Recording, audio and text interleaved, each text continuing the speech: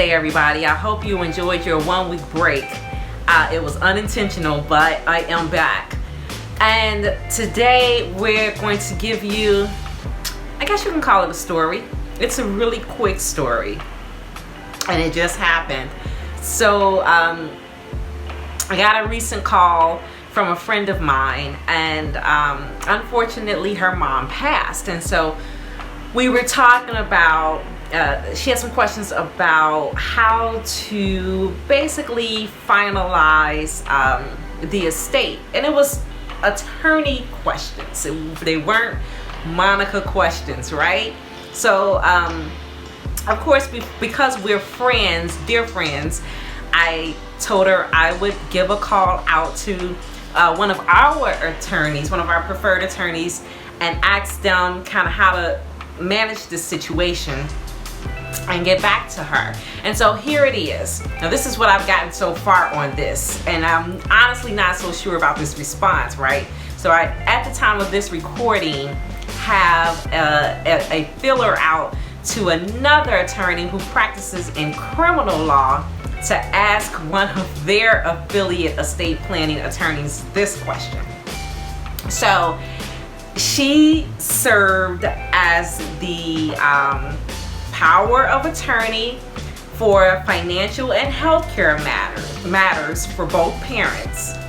She also served as authorized signer on a credit card for mom, on a couple of credit cards actually, for mom. And her dad, who was not on any of mom's credit cards, did have joint assets with mom. So the question was, will dad be responsible to pay off the debts that mom had? And so again, the verdict is kind of still out on this one, because the response that I got from the first attorney that I spoke with, his response was, dad is not obligated. The debts of mom from her credit cards that she owned as sole owner are expected to be paid out of her estate, but joint assets automatically go to dad, and he's not obligated to pay those credit cards off.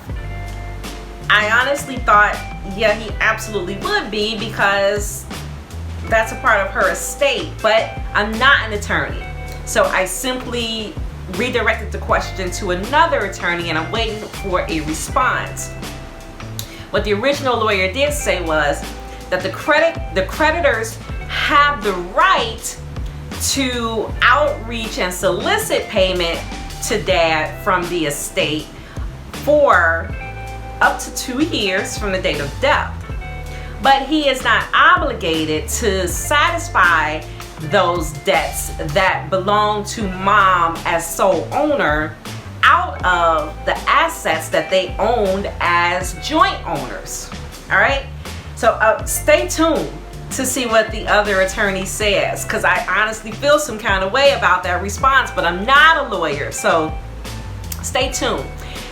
Anyway, it took us to having a more in-depth conversation just about the whole emotional transition of settling the affairs, and that led us to start talking about succession planning for caretakers, which I have a personal experience with.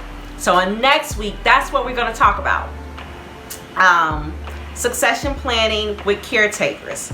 All right, the following week I'll try to come back, or maybe I'll do a random pop-in to talk to you guys about the response from the second attorney. Or if you're interested, you know how to reach me. I'd love to share the rest of the story with you. I hope you guys enjoy the rest of your Wednesday, and thank you for joining the estate planning storytelling series. Until next week.